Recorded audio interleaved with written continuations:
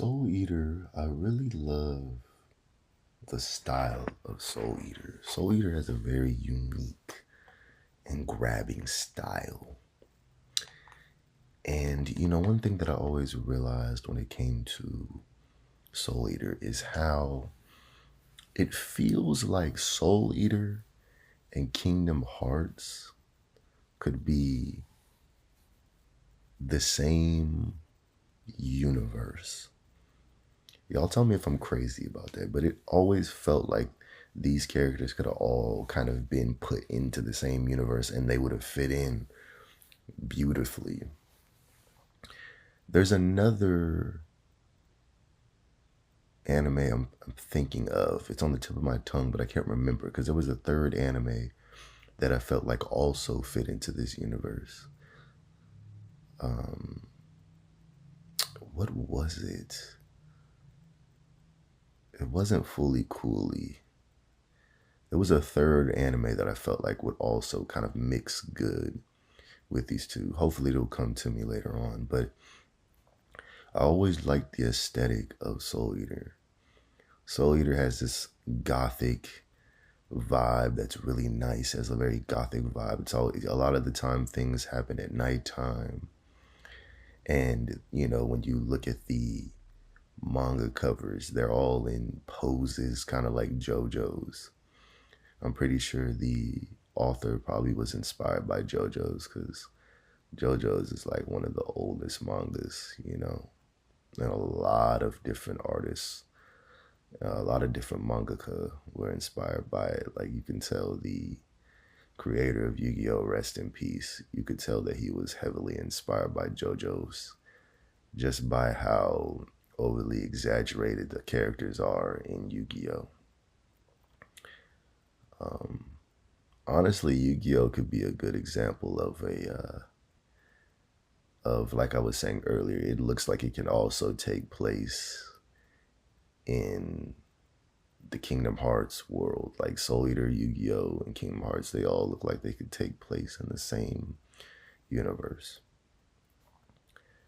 But I always felt like Soul Eater was really cool just because it has kind of a Saturday morning vibe to it. I say the same thing about Fairy Tale. It has a very Saturday morning Fox Box, Kids WB vibe to it, where you wake up in the morning time like when you were a little kid and you eat your cereal, and you're all hyped, you know. You wake up at 7 o'clock in the morning and you're ready to watch your Sonic X, your Winx Club, your Teenage Mutant Ninja Turtles, your Yu-Gi-Oh. You know, I think the one show is called Viva Pinata. I think is what it was called. But I always liked it because it had that vibe to it, and there's just the nighttime aesthetic. I feel like I'm a nighttime person. I'm an Aquarius and I'm a nighttime person. I love being up at nighttime. I love exercising at nighttime. I exercise during the day as well, but I do like to exercise at night. And I just love to take like a midnight stroll. That's just how I am. I come alive in the nighttime. And Soul Eater has that very relaxing, calming nighttime vibe to it. And I really love the whole idea of how you have basically someone who is a person, and then they have a weapon that is also a person, which I think is really cool. I like how when it comes to the characters, like you look at someone like Black Star. Black Star is a really cool character, and I love how I'm not really good with names, but the girl that he uses as one of his weapons, uh, she's really cool looking. And I love how the weapons are very they're human. They're basically like human beings, but it's like they're also a weapon. And I love the fact that it's almost they have to be in sync with one another.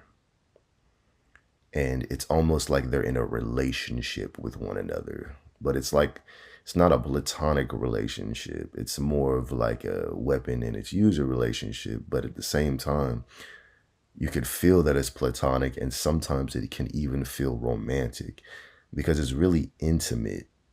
Because when you really think about it, it's like, imagine being a human, right?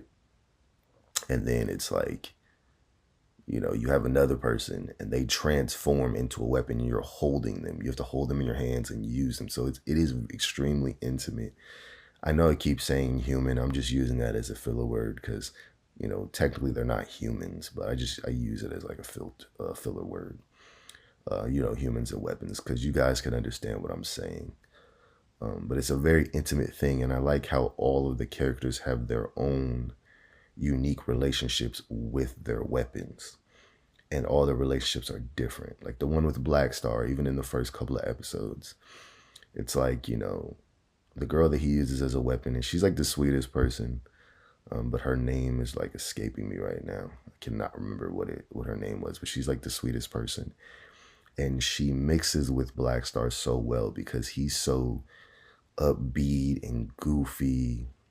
I even talked to somebody else about Soul Eater, and they said he was corny. I don't think he's corny. I personally think that Black Star is badass. That's just me. I like characters like Black Star. But it was cool when it's like they went into the village and he's sitting on the ground and they were looking for this other weapon that was possessing people. And we find out that the weapon that was possessing people is her older brother. So she has to literally go inside of the sword. So go inside of her older brother to fight him. It's almost like they go into like a different dimension. Soul Eater is so freaking unique and interesting. So she's fighting him, and Black Star is getting like completely disrespected by the whole village because apparently he was a part of like this clan, this like evil clan that did horrible things to the village. Kind of reminds me of the Phantom Troop a little bit from Hunter x Hunter. But basically his clan did evil things or whatever. And the whole village is sitting there hitting him and beating him with weapons, and he's bleeding out of the top of his head, but he's so focused on her winning the fight and him hoping that she's going to win that he doesn't even care. And it's funny because I also have the manga of it. I have volume 3 of it. I actually, for a long time, I actually thought it was like filler or something. It just kind of felt kind of fillery that they just randomly go to this village. But I have the manga of it and read it because I had watched it a long time ago before I had got the manga. And I got the manga from like a little swap meet or whatever. But yeah, it's just, it lets you see the friendship that they have. It's like, and what I love about her is that Black Star was trying to be cool and everything, and it's like we always see all these flashbacks of him trying to show how cool he is, and she's like the only one who's there, and she's like his number one fan, and it's like the cutest thing. Like she's such a sweetie pie, and that's why he cares about her so much. Like she's his weapon, but she's also like the kindest soul ever. She's so freaking kind and sweet, and she supports him so much, and she's like the perfect match for someone like him because she knows he puts on like this, this tough attitude and whatnot. But like realistically, he's pretty insecure, and he gets embarrassed easily. He makes a lot of mistakes, but she's always there supporting him. So in return, he always supports her. And I really just love the fact that she always supports him and is always by his side. And in return, he does the same thing and he doesn't care. And he knows that she's supportive, and he knows that she's an extremely good person, and he knows that she's his number one fan. And she's literally the perfect weapon for him. Now, when we look at like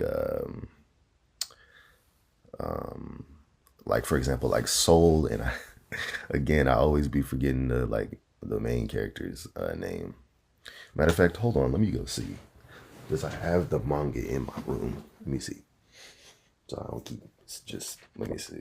Because it always says like the names at the beginning of the chapters. Do they not have it in here?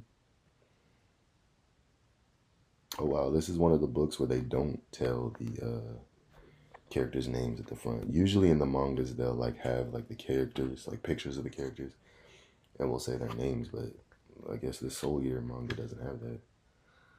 Um, but y'all know who I'm talking about. But Soul and the girl that uses him, their relationship is kind of rocky because it's like he kind of has an attitude and she also has an attitude, and they're always constantly kind of bickering and fighting. So sometimes it can be kind of tough for them to fight, but they have a deep love for one another. When Soul gets hurt, she like really cares deeply about him getting hurt, and he's always constantly trying to protect her. It's a really I really like their whole dynamic because they act more like siblings, versus Black Star and his weapon, where they act more like they're in like either a deep friendship or a deep relationship, but it's platonic, you know. But it's like they're so deep, like you can tell the love they have for each other is extremely deep, and so is Souls, and the one that uses him, the girl, but again, theirs is more like arguing, like more like a sibling kind of thing. They have a deep love for each other as well, but they're more of like arguing type of relationship. And then of course Death, with his two girls, which I love how Kid Death has two girls as his weapons. Like that's so hard. Like you can't even lie. And then of course we all love his theme. His theme has kind of like a Timberland, Aaliyah kind of feel to it. A Timberland beat, early 2000s beat. Sounds like something that Aaliyah would sing over. Um, but yeah, I love how his kind of friendship with him is a little different. Because he's a perfectionist. I would say he's a Virgo. I don't know what his sign is because anime characters actually be having, their zodiac signs and stuff too. But he's like a perfectionist. He wants to have all the swag and all the style when he's fighting. And I love how like both of them are kind of like the girls. It's like one of them, it looks older and it feels like she's always the one trying to act all serious, but she's actually the crybaby one. And then the like younger looking one is like really goofy, but at the same time, she's not as emotional as like the bigger one can be. And I kind of love that whole little dynamic with them as well. Um, but this is just some of my random thoughts on Soul Eater. Um, so this is episode 2 of the Calm Belt, and I just want to let you guys know. I hope this helped you guys go to sleep. Hope you guys enjoyed what I was talking about, and I also want to add, follow me on TikTok, Lowkey Sule. I have a picture of Netero from Hunter x Hunter as my profile pic. Follow me on Instagram. I have a picture of me. I'm wearing a True Religion hat. But the picture is subject to change because I'm thinking about changing it to something else. But I'm a black dude with a True Religion hat on. There's only one Lowkey Sule, you guys, on Instagram. So, it's me. There's nobody else with that exact name. Um, and that's my actual name. That's my actual middle name. So I hope you guys enjoyed this one on this second episode of the Calm Belt. And again, I will say this as well. Follow me on Instagram, but you can also message me. I'm always open to deep conversation. I'm always open to listening to what you have to say. And if you feel alone, you feel like nobody never listens, then you can hit me up. I don't care if you're straight, you're gay, you're bisexual, you're black, transgender, or femboy. You can always hit me up. I am not judgmental when it comes to that. All I ask is that you are above the age of 18. I do not talk to anyone who's under the age of 18. Of course, for multiple reasons, you guys can already kind of put that together in your head.